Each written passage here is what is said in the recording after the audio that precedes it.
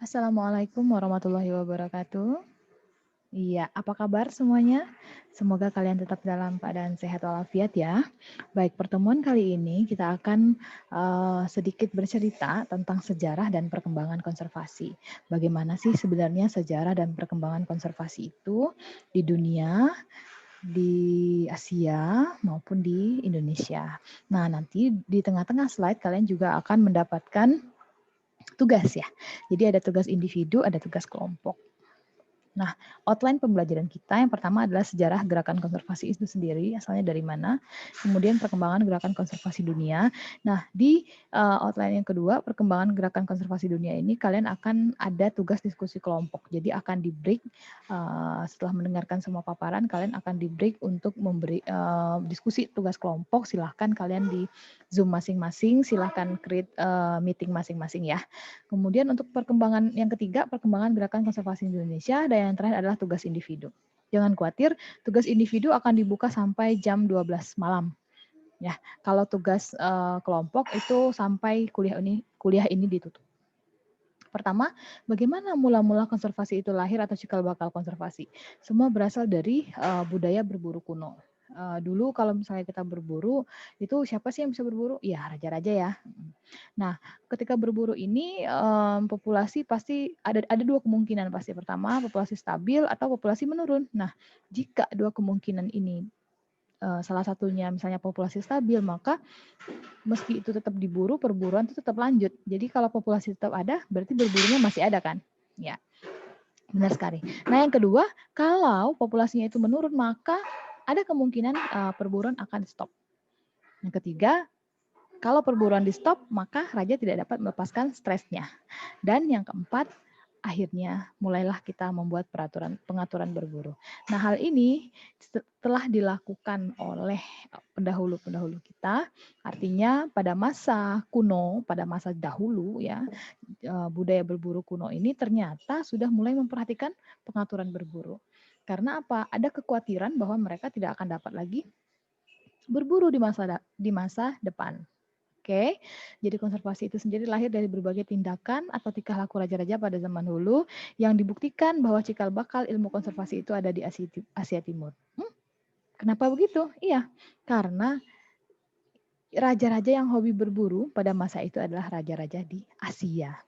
Beberapa ilmu yang lain juga berasal dari Asia adalah kedokteran dan aljabar. Sayangnya Amerika dan Eropa itu mengklaim bahwa mereka memang yang paling dulu, padahal sebenarnya semua itu sudah didahului oleh Asia. Kalian tahu Ibnu Sina? Iya, Ibnu Sina adalah salah satu ahli ya kedokteran ya. Nah, semua uh, pembelajaran tentang hal-hal keduniawian ya, kemampuan manusia dalam pengobatan, dalam manajemen, itu sebenarnya sudah dimulai di Asia. Mengapa konservasi lahir dari Asia? Karena tadi kebiasaan berburu raja-raja mengakibatkan kekhawatiran bahwa akan ada kepunahan di masa yang akan datang. Kekhawatiran tidak dapat berburu di masa depan, sehingga muncul aturan-aturan berburu. Kemudian perkembangan gerakan konservasi dunia. Siapa sih di dunia yang mempelopori? Tadi katanya di Asia. Iya benar, di Asia. Tapi siapa dia? Kemudian di Eropa bagaimana? Kemudian di Amerika bagaimana? Ya, kita cek ya. Kemudian kita cek di Asia dulu. Ada dua raja yang sangat menonjol, ada Raja Asoka 252 sebelum Masehi dari Kerajaan Maurya India. Dia mengumumkan bahwa akan ada perlindungan terhadap satwa liar, ikan, dan hutan. Kenapa? Ya karena raja ini sangat suka berburu satwa, berburu ikan, dan berjalan-jalan di hutan. Bukan berburu hutan ya, tapi berjalan-jalan di hutan. Nah, kenapa sih berjalan-jalan di hutan itu harus dilindungi gitu loh. Kegiatan dia berjalan-jalan di hutan itu harus dilindungi. Ya karena untuk melepaskan stresnya dari mengurus seluruh rumah tangga negara gitu ya. Kemudian Raja Mongolia Kubilai Khan. Dari namanya kita tahu ya, Khan. Khan itu biasanya Muslim. Iya betul sekali. Jadi Raja Mongol ini adalah Muslim tahun 1259 sampai 1294 Masehi, beliau ini memiliki gerakan-gerakan untuk melindungi tempat-tempat perlindungan satwa. Misalnya dia membuat shelter protection bila musim panas tiba.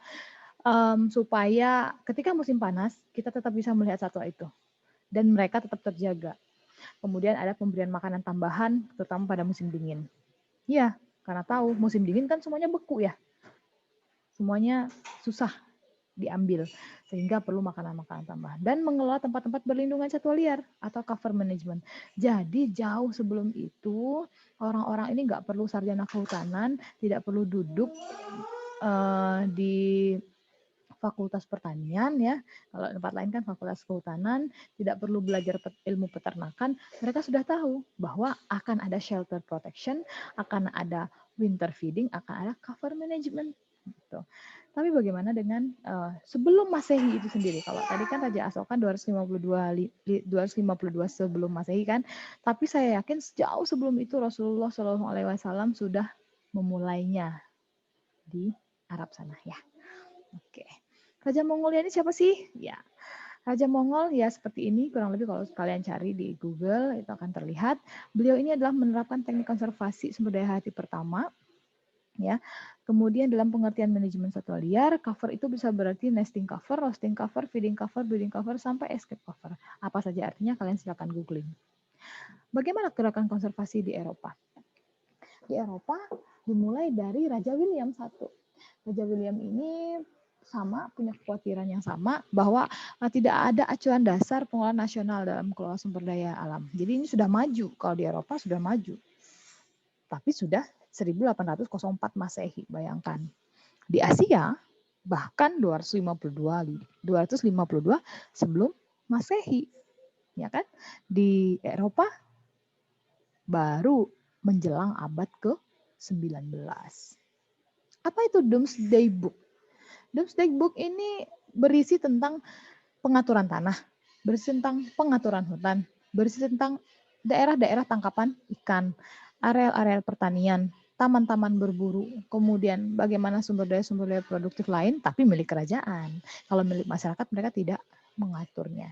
Nah, Domesday Book ini disusun bersama-sama dengan seluruh seluruh stafnya si Raja William I ini. Apakah data-datanya akurat? Jelas, karena mereka sensus loh. Tidak seperti kita yang penelitian menggunakan sampling. Kemudian ada gerakan konservasi di Amerika. Awal-awalnya nih, Amerika itu George Washington, pemimpinnya ya, George Washington, Thomas Jefferson, Patrick Henry, George Eliot, dan George Perkins Marsh itu tuh menyatakan kekhawatirannya tentang penipisan dan pemusnahan sumber daya alam. Ini udah mulai menjelang abad ke-20, udah mulai kesini-kesini mereka baru perhatian terhadap konservasi ya, karena sebelumnya mereka sangat eksploitatif. Perhatian terbesar terhadap konservasi ini buktinya dimulai pada abad ke-19. Saya kurang tahu nih. Ini awal abad ke-19 apa enggak? 1901 itu udah pertengahan ya, udah pertengahan menjelang pertengahan abad 19. Kemudian ada 3 gelombang ternyata. Periode 1, gelombang 1, gelombang 2 dan gelombang 3. Gelombang 1 mulai 1901, gelombang 2 mulai 1933, gelombang 3 itu sekitar 1962. Jadi tergantung pemimpinnya. Yang jelas yang nama belakangnya Roosevelt itu ya, itu sangat concern terhadap konservasi. Kalau gelombang 3 sampai sekarang ini dipelopori oleh John F. Kennedy. Siapa itu John F. Kennedy? Masa kalian nggak tahu? Cari sendiri ya.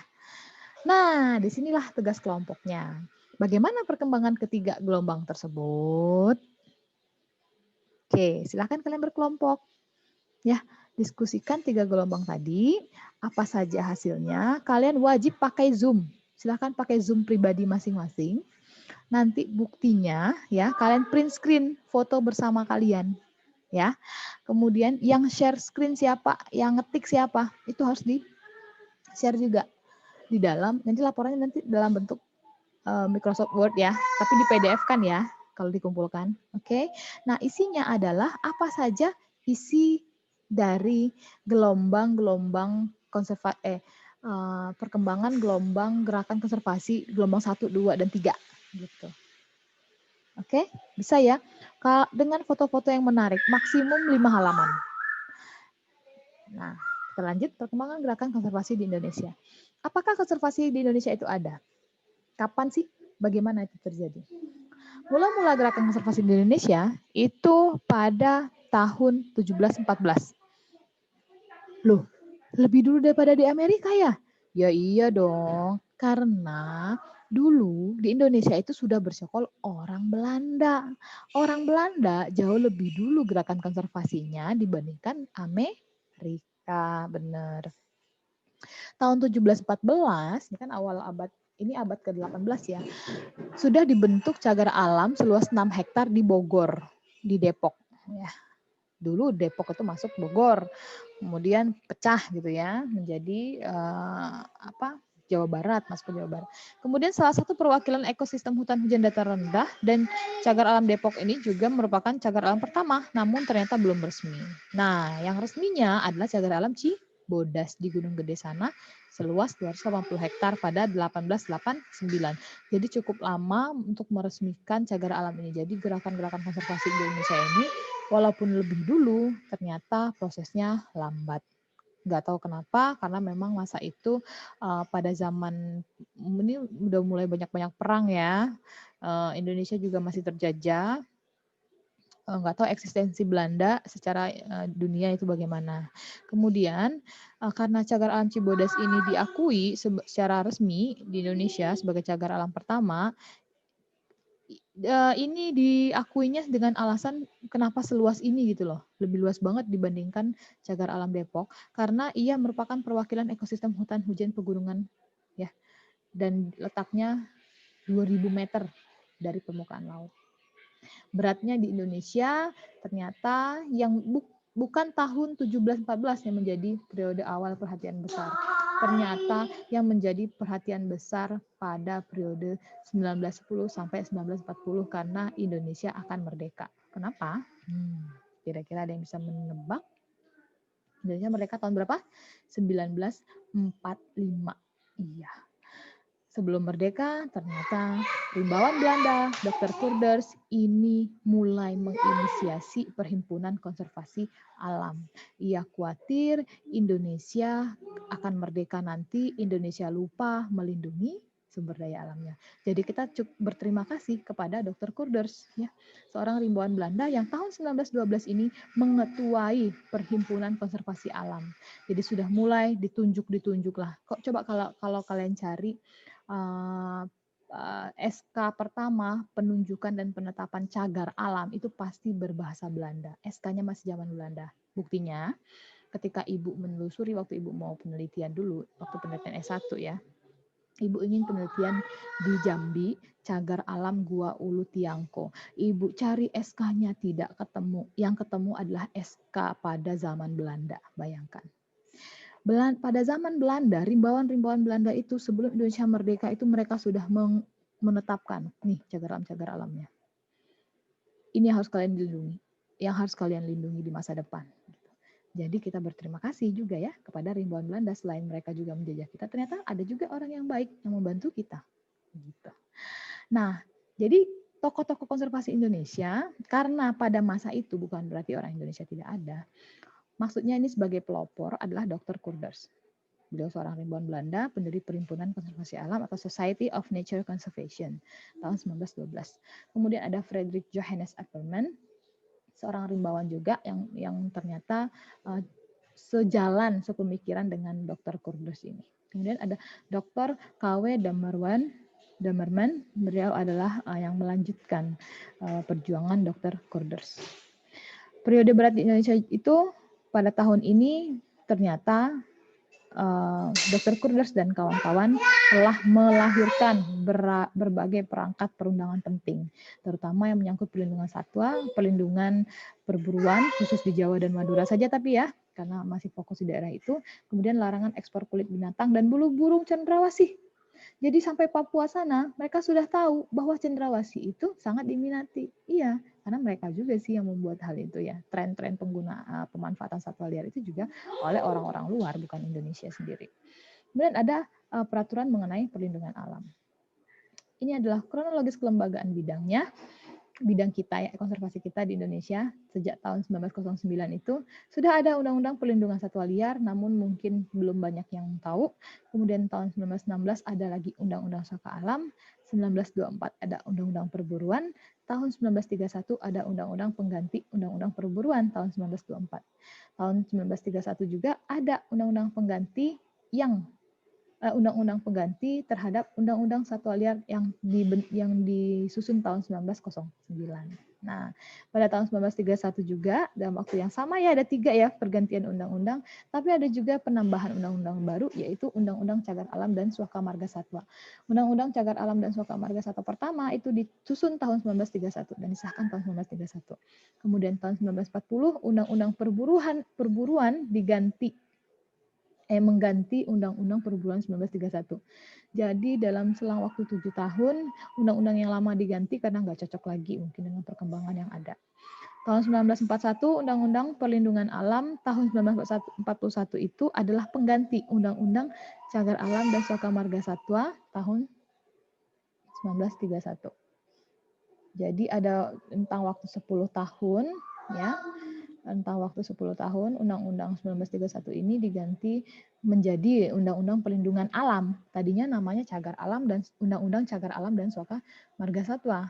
Ternyata pada tahun 1941 diganti menjadi Undang-Undang Perlindungan Alam saja. Oke. Kemudian rentangnya jauh sekali ya. 24 tahun. Setelah 24 tahun terakhir sejak 1941, maka Indonesia yang sudah merdeka ini mulai membentuk Dinas Pelindungan dan Pengawetan Alam di bawah Direktorat Pembinaan Hutan. Tahun 67 maka muncullah Undang-Undang Nomor 5 tentang pokok-pokok kehutanan. Jadi awal mula Undang-Undang Konservasi adalah ini. Tahun 74 sampai tahun 80 perlindungan alam ya. Yang tadi adalah Dinas Perlindungan dan Pengawetan Alam diganti menjadi Direktorat Perlindungan dan Pengawetan Alam. Ditjen, Direktorat Jenderal Kehutanan, masih Departemen Pertanian. Jadi belum ada Departemen Kehutanan, masih lama ya.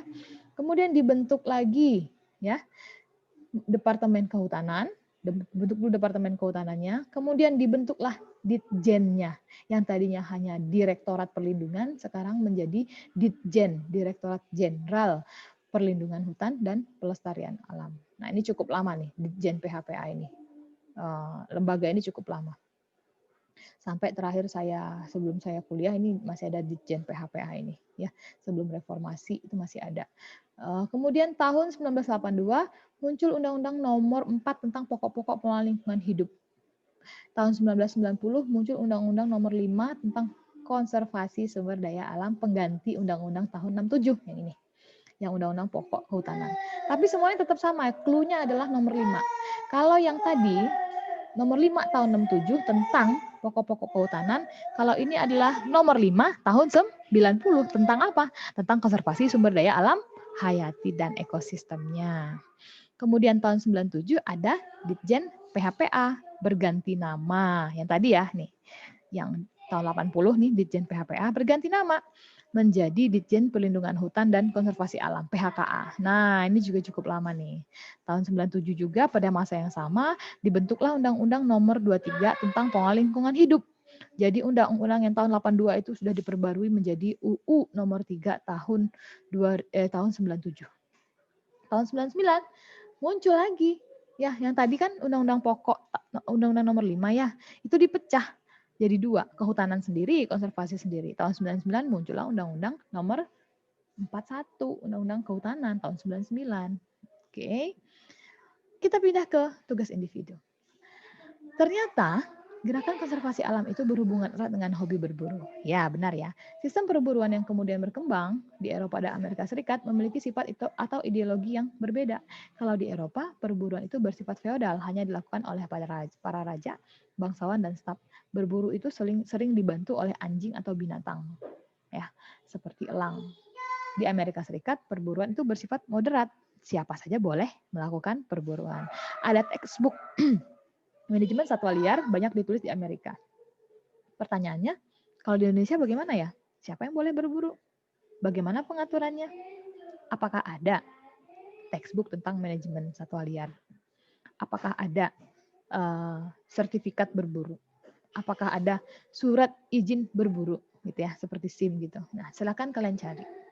Kemudian yang kedua, jelaskan. Tadi kan ada ya disinggung ya bahwa peraturan perundangan itu awalnya melindungi satwa liar dulu. baru kemudian tentang alam. Kenapa itu terjadi? Kenapa peraturan perundangan di Indonesia diawali dengan perlindungan satwa, kemudian baru muncul peraturan tentang perburuan. Kemudian muncul lagi peraturan tentang perlindungan alam. Tolong jelaskan itu. Kemudian yang ketiga, jelaskan juga kenapa sih ternyata tadi ada sekilas menyinggung tentang perburuan binatang satwa liar ya, yang hanya berlaku untuk Jawa dan Madura. Nah, kenapa ini? Silahkan dicari ya. Dan yang terakhir adalah pasal-pasal mana saja sih dari Undang-Undang Nomor 23 tentang Lingkungan Hidup dan Undang-Undang Nomor 41 tentang Kehutanan yang bersangkutan dengan konservasi sumber daya alam hayati. Silahkan, karena sekarang sudah ada Undang-Undang Lingkungan Hidup yang terbaru dan revisi Undang-Undang 41, kalian juga harus menyesuaikan itu. Jadi kalian ada 4 tugasnya. Pertama, yang ini ya, yang nomor 4 ini ada 4 peraturannya. Pertama, UU nomor 23 tahun 97 dan UU nomor 41 tahun 99. Oke? Sampai jam 12 malamnya Ibu tunggu ya. Maksimum satu soal, satu halaman. Maksimum satu soal, satu halaman. Karena ada 4, maksimum 4 halaman. Oke. Satu cover boleh. Terima kasih. If you have any question, you can contact me. Assalamualaikum warahmatullahi wabarakatuh.